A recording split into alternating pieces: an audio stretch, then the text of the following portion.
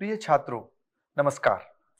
मैं डॉक्टर अरुण कुमार देशमुख, प्रबंध शास्त्र संस्थान काशी हिंदू विश्वविद्यालय वाराणसी से आपके लिए लेकर आए हैं dynamics of business environment and legal framework. व्यवसायिक पर्यावरण और कानूनी ढांचे की गतिशीलता की इस पाठ्य चर्चा के क्रम में हम बात कर रहे थे कंपनीज एक्ट 2013 के विषय में, जिसका संक्षिप्त परिचय हमने पिछले व्याख्यान में प्राप्त किया।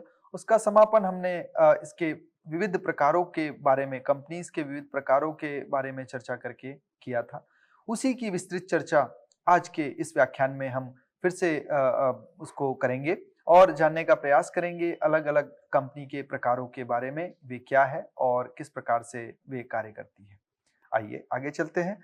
इसमें 4 मुख्य बिंदुओं पर बात करेंगे, जिसमें पहला, आकार के आधार पर कंपनीज का विभाजन कैसे होता है, नियंत्रण के आधार पर कैसे विभाजन होता है, दायित्वों के आधार पर, और साथ में जो पूंजी की उपलब्धता के आधार पर हम कंपनीज को किस प्रकार विभाजित करते हैं। सबसे पहले बात करते हैं बेस्ड ऑन साइज या उसके आकार के आधार पर। तो हम कहते हैं 2 प्रकार है अधिनियम के अनुसार, पहला स्मॉल कंपनी और दूसरा अदर कंपनीज। और ये जो इसकी मुख्य विशेष बात है कि ये जो क्लासिफिकेशन है आकार के आधार पर on the basis of size, इसको सबसे पहली बार वर्ष 2013 में इंट्रोड्यूस किया गया। 2013 के अधिनियम में, कंपनीज एक्ट 2013 में इंट्रोड्यूस किया गया।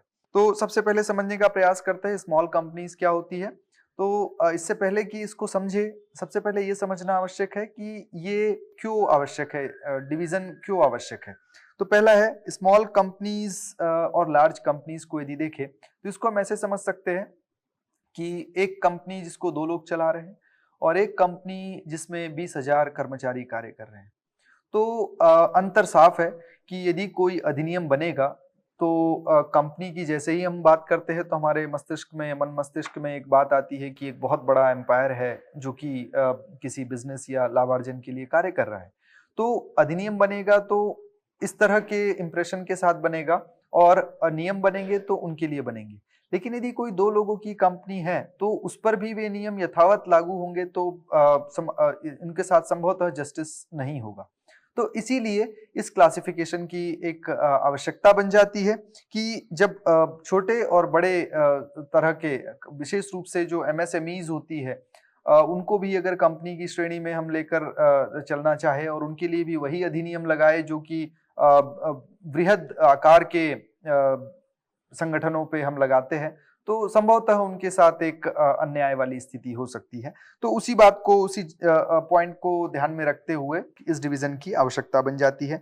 ठीक इसी तरह से जो छोटी कंपनीज होती है उनका फाइनेंशियल रिपोर्टिंग और ऑडिट रिक्वायरमेंट भी बड़ी कंपनीज की तुलना में कम होता है और इसमें काफी सरलता होती है, इसमें पारदर्शिता होती है कि कम से कम लागत पर किस तरह से पारदर्शिता को लाया जा सकता है। साथ ही साथ छोटी कंपनीज के लिए कुछ छूट होती है और कुछ सब्सिडी सरकार के द्वारा घोषित की जाती है। तो यदि एक ही श्रेणी में उसको रख दिया जाए तो संभवतः इन लाभों को दे पाना संभव नहीं होगा। तो अब कंपनीज एक्ट इस विषय में क्या कहता है अदर कंपनीज के विषय में। अगर पब्लिक कंपनीज को छोड़ दिया जाए तो paid up share capital of which does not exceed 50 lakh or such higher amount as may be prescribed which shall not be more than 5 crore। अगर किसी भी कंपनी का पेड अप शेयर कैपिटल यदि 5 करोड़ या उससे अधिक, 50 लाख, जो यदि पेड अप शेयर कैपिटल देखे तो 50 लाख, और यदि हायर अमाउंट में जाए तो 5 करोड़, इससे यदि अधिक नहीं है तो उसे स्मॉल कंपनी की श्रेणी में रखा जा सकता है। या टर्नओवर की दृष्टि से देखे तो as per the last profit and loss account does not exceed 2 crore. तो इसका टर्नओवर यदि 2 करोड़ और such higher amount as may be prescribed which shall not be more than 20 crore. तो इन 2 पैरामीटर्स पे अगर हम रखें तो ऐसी कंपनीज को हम स्मॉल कंपनीज की श्रेणी में रख सकते हैं। और कुछ कंपनीज जो है, इसका अपवाद है, एग्जेम्पशन है, जिनको छूट मिली हुई है। उदाहरण के लिए यदि कोई होल्डिंग कंपनी है और उसकी सब्सिडरी कंपनी है तो उसके लिए ये प्रावधान एज इट इज लागू नहीं होते हैं। ठीक इसी तरह से कोई कंपनी है जो सेक्शन 8 के तहत रजिस्टर्ड है उस पर भी ये प्रावधान लागू नहीं होते हैं, उनके लिए छूट है। साथ ही साथ कंपनी और body corporate govern by special act of parliament और समथिंग लाइक दैट, तो इस तरह के जो संगठन होते हैं उन पर भी ये इन बातों को लेकर छूट है। इस सीमा के जो सीमा यहाँ पर हमने बात की राशि की, उसको लेकर छूट है। ठीक इसी तरह से अगर हम कंट्रोल की बात करें तो नियंत्रण के आधार पर कंपनीज को 3 भागों में बांटा गया है। पहला होल्डिंग कंपनी, दूसरा सब्सिडरी और तीसरा एसोसिएट। तो समझने का प्रयास करते हैं कि ये क्या है। तो any company can have any number of subsidiaries and such subsidiaries might further have subsidiaries. तो ये मल्टीपल लेयर्स हो सकती है। ठीक इसी तरह से जो होल्डिंग और सब्सिडरीज है, इनके जो ट्रांजैक्शन है वो पारदर्शी होने चाहिए और उनको बोर्ड के समक्ष ऑडिट के लिए, ऑडिट कमेटी के समक्ष, बोर्ड के समक्ष ऑडिट कमेटी के माध्यम से प्रस्तुत किया जाना चाहिए। किसी भी तरह की जो ट्रांजैक्शन है वो डायरेक्ट पार्ट ऑफ बिजनेस नहीं हो, और साथ ही साथ ये इतने भी क्लोज ना हो कि एनुअल रिपोर्ट में डिस्क्लोज किए जा सके, तो ये प्रावधान किया गया। ठीक इसी तरह से ये जो डिवीजन है इसका उद्देश्य ट्रांसपेरेंसी या पारदर्शिता लाना, स्टॉक मार्केट के स्कैम से बचना और बचाना, साथ ही साथ पारदर्शिता जो रिड्यूस्ड लोन डिफॉल्ट आदि में या काले धन आदि के केसेस में जो देखने को मिलती है वो उसको उजागर करना, ये इसका मेन मुख्य उद्देश्य था। अब होल्डिंग कंपनी को समझने का प्रयास करते हैं। तो होल्डिंग कंपनी का जो वर्णन मिलता है वो 2013 के एक्ट अधिनियम के सेक्शन 243 में हम देख सकते हैं। तो इसमें हम पाते हैं कि holding company of another company if it has an administrative control over it for the affairs and decision of the company। तो ऐसी कंपनी को होल्डिंग कंपनी की श्रेणी में रखा जाता है। इसके दो मुख्य बिंदु है। पहला, it controls the composition of the board of directors, और दूसरा बिंदु है exercise or control more than 1/2 of the total share capital either at its own or together with one or more of its subsidiary company।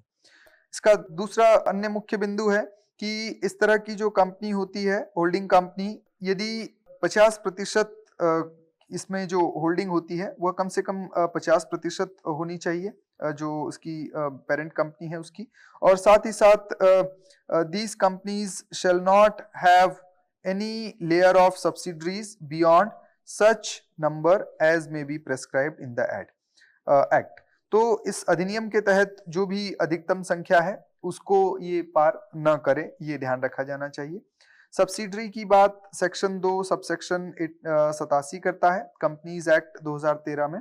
So a company is known as subsidiary company of another company when the holding company controls the board and decision making of other company। तो इससे ये बात clear है कि subsidiary company को किस तरह से सेक्शन 2 सबसेक्शन 87 डिफाइन करता है। यदि होल्डिंग कंपनी अगर कंप्लीट ओनरशिप रखती है स्टॉक में दूसरी कंपनी में, तो ऐसी अदर कंपनी को होल ओन्ड सब्सिडरी कहा जाएगा। यदि इसमें किसी दूसरे की भागीदारी भी है तो ये पार्शियली ओन्ड सब्सिडरी की श्रेणी में रखा जाएगा। अब सब्सिडरीज के कुछ लेयर्स हैं, तो यहाँ पर लेयर का प्रयोग सेक्शन 2 सबसेक्शन 87 में किया गया है 2013 के अधिनियम में। ये सब्सिडरी और सब्सिडरीज की बात करता है कि सब्सिडरी के नीचे सब्सिडरी, तो ये कितनी लेयर्स हो सकती है, कितनी परतें हो सकती है। तो सबसे टॉप पे जैसा कि हम देख पा रहे हैं एक होल्डिंग कंपनी है, उदाहरण के लिए ए होल्डिंग कंपनी है, बी इसकी सब्सिडरी कंपनी है, ए की सब्सिडरी कंपनी है बी, और सी जो है वो सब्सिडरी कंपनी है बी की, जो कि स्टेप डाउन सब्सिडरी कंपनी है ए की। तो इससे हम समझ सकते हैं, तो wholly owned subsidiaries have now been excluded from being treated as separate layer as per the rules। तो इन रूल्स के तहत कोई अगर 100% की हिस्सेदारी वाली सब्सिडरी यदि है तो उसे इस श्रेणी में, इस लेयर्स की श्रेणी में नहीं रखा जाएगा। अब अगला जो प्रकार आता है इसी क्रम में वह है एसोसिएट कंपनी। एसोसिएट कंपनी की जो अवधारणा है, इसकी डेफिनेशन यदि हम देखें वर्ष 2013 के अधिनियम के अनुसार, तो ये कहता है कि associate company in relation to another company means a company in which that other company has significant influence but which is not subsidiary company of the company having such influence and include the joint venture company। तो यदि सामान्य शब्दों में इसे समझना हो तो हम कह सकते हैं if a company has significant influence over other company the latter will be termed as associated company of the first company. तो यदि दूसरी कंपनी में एक कंपनी का प्रभाव अधिक है, चाहे वो निर्णयन में हो या अन्य प्रक्रियाओं में हो, तो ऐसी कंपनी जिसमें प्रभाव अधिक है उसको एसोसिएटेड कंपनी कहा जा सकता है। अब इसमें सिग्निफिकेंट इन्फ्लुएंस से यहाँ मतलब है कि जो टोटल शेयर कैपिटल, अब ये इन्फ्लुएंस कैसे होगा, प्रभाव कैसे होगा, तो कम से कम 20% की जो शेयर कैपिटल है वो एक कॉन्ट्रैक्ट के तहत उसके पास होनी चाहिए जिसका प्रभाव दूसरी कंपनी पर है, न्यूनतम 20%। दूसरा, based on number of members अगर हम देखें तो ये 3 प्रकार है। पहला है one person company, public company और प्राइवेट कंपनी। इसको एक एक करके हम समझेंगे। सबसे पहले वन पर्सन कंपनी क्या होती है। ये एक नई अवधारणा है जिसको वर्ष 2013 के अधिनियम में सम्मिलित किया गया। वर्ष 1956 के अधिनियम में कम से कम 2 निदेशक और 2 अंशधारकों का होना अनिवार्य था, किंतु 2013 में सेक्शन 2 सबसेक्शन 62 में इसको सिंगल मेंबर कंपनी या वन पर्सन कंपनी के कॉन्सेप्ट को सम्मिलित किया गया और इसमें नॉमिनी को रजिस्ट्रेशन के दौरान मेंशन करने की आवश्यकता पर बल दिया गया। साथ ही साथ जो प्रमोटर है वो लायबल नहीं है कंपनी के डेट्स को पे करने के लिए, जबकि सोल प्रोप्राइटरशिप में प्रमोटर्स की ओन असेट्स को भी यूज करके डेट्स को पे किया जाता है। जैसा कि हमने एक कॉन्सेप्ट को समझा था सेपरेट लीगल एंटिटी, तो उससे इसका प्रत्यक्ष संबंध है। जब सेपरेट लीगल एंटिटी की बात करते हैं तो जैसे ही हम सोल प्रोप्राइटर में जाते हैं तो जो एक एकल व्यवसायी होता है, एकल व्यवसायी यदि अपने लोन को चुकता नहीं कर पाता है, अपने ऋण को नहीं चुका पाता है, अपनी देनदारियों को नहीं चुका पाता है, तो उस स्थिति में उसकी जो व्यक्तिगत संपत्ति होती है उस संपत्ति को बेचकर भी उस ऋण की व्यवस्था की जा सकती है, क्योंकि वहां पर बिजनेस और उसके ओनर में सेपरेट लीगल एंटिटी का कॉन्सेप्ट नहीं है। किंतु कंपनीज में ये कॉन्सेप्ट है कि ओनर और जो कंपनी है इन दोनों की एंटिटी पृथक पृथक रूप में देखी जाती है और इस नाते उसके व्यक्तिगत संपत्ति में से कंपनी के जो देनदारियां हैं उनका भुगतान नहीं किया जा सकता। तो जब कोई एकल व्यवसायी वन पर्सन कंपनी फॉर्म करता है तो उसे ये लाभ मिलता है। तो इस तरह से यदि हम बात करें तो कुछ कंपनीज जो एकल कंपनीज के रूप में प्रारंभ हुई, जिसमें Vroom Bikes OPC Private Limited है, ईबे, अमेजन, तो ये कंपनीज कुछ ऐसी कंपनीज थी जो जिनकी शुरुआत एक वन पर्सन कंपनी से हुई और धीरे धीरे करके उनका साम्राज्य बढ़ता चला गया और आज वे पूरे विश्व में एक अच्छे ब्रांड के रूप में प्रचलित है। तो वन पर्सन कंपनी के कुछ प्रिविलेजेस है, कुछ विशेषाधिकार है और कुछ सीमाएं हैं, उनको भी संक्षेप में समझे कि प्रिविलेजेस की अगर बात करें विशेषाधिकारों की, तो उसमें जो निदेशक होते हैं वो एनुअल रिटर्न्स पर साइन कर सकते हैं, कंपनी सेक्रेटरी की आवश्यकता नहीं होती है। ठीक इसी तरह से दूसरे प्रावधान की अगर बात करें तो इसमें कई विशेष प्रावधान हैं जिसमें कि मीटिंग के कॉन्सेप्ट को ओपीसी में रिलैक्स किया गया है। ठीक इसी तरह से जो कैश फ्लो स्टेटमेंट है उसकी आवश्यकता फाइनेंशियल स्टेटमेंट में अनिवार्य नहीं है वन पर्सन कंपनी के केस में। और अब ये जो अगर इसकी सीमाओं की बात करें तो लिमिटेशंस की बात करें तो वन पर्सन कंपनी को सेक्शन 8 कंपनी के रूप में इनकॉर्पोरेट नहीं किया जा सकता और जो non banking financial investment activities है जिसमें कि इन्वेस्टमेंट सिक्योरिटीज में इन्वेस्टमेंट सम्मिलित है, ऐसे बिजनेसेस में 1% कंपनी लेकर के नहीं आई जा सकती। तो ये कुछ इसकी सीमाएं हैं। अब प्राइवेट कंपनी के कॉन्सेप्ट को समझते हैं। सेक्शन 2 सबसेक्शन 68 प्राइवेट कंपनी के विषय पर चर्चा करता है।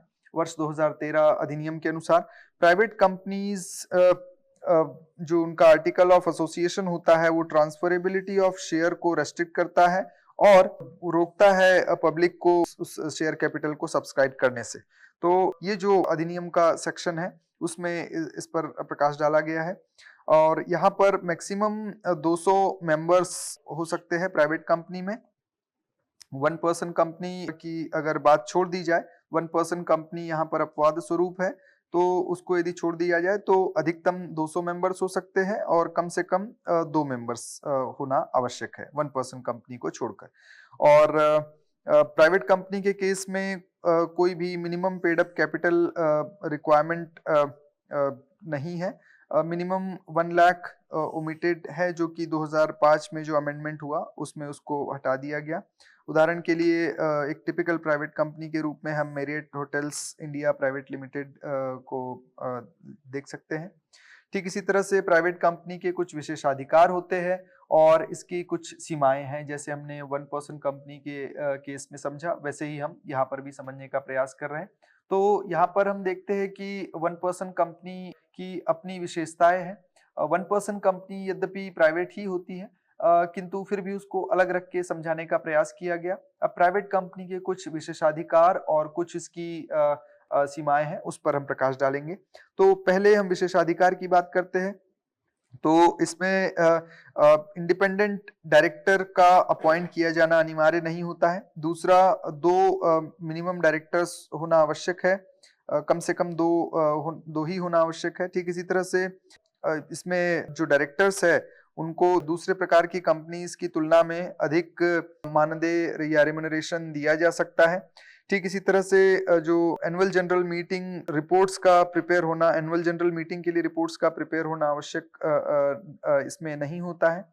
ठीक इसी तरह से अगर इसकी सीमाओं की बात करें, लिमिटेशंस पर प्रकाश डाले, तो हम कह सकते हैं कि शेयर्स को फ्रीली ट्रांसफर नहीं किया जा सकता और जो शेयर होल्डर्स की लायबिलिटी है वो अधिक होती है, रिस्क भी अधिक होता है, जोखिम अधिक होता है और एक्सटर्नल फाइनेंशियल सपोर्ट लेने में यदि जो पब्लिक कंपनीज है उसकी तुलना में बाहरी कोई वित्तीय सहायता लेना चाहे तो प्राइवेट कंपनीज के लिए थोड़ा कठिन होता है। क्योंकि एक क्लोज लूप अफेयर होता है ये।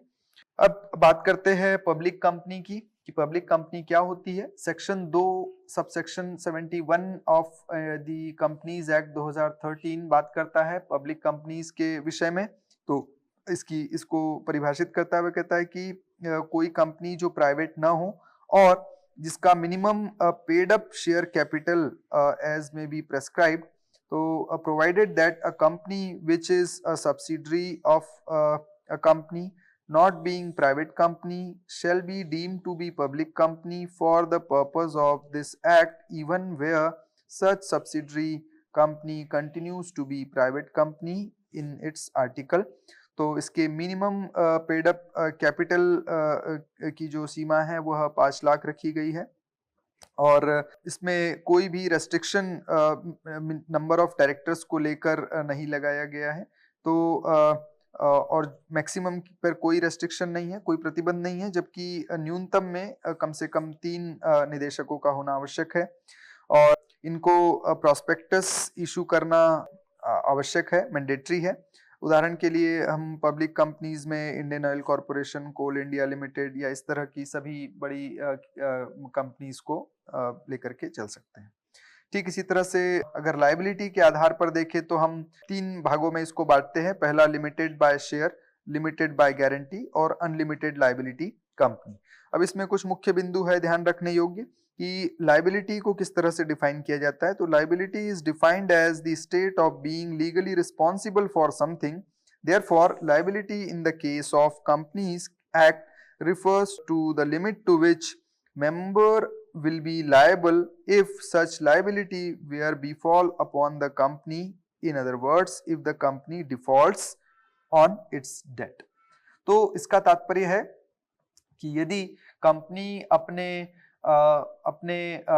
ऋण को या अपने ऑब्लिगेशंस को चुकाने में अक्षम होती है, तो उस केस में जो उसके मेंबर है, कितना उनका दायित्व बनेगा उसके डिफॉल्ट को रीपे करने का।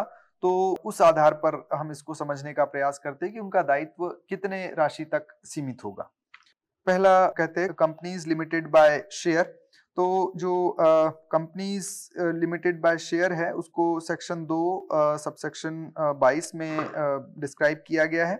तो इसको परिभाषित करते हुए कहते हैं companies limited by share means, यहाँ पर इसकी परिभाषा हम देख सकते हैं, companies limited by share means a company having a liability of its member limited by memorandum to the amount if any unpaid on shares respectively held by them, have their initial paid up capital broken into smaller portion known as share।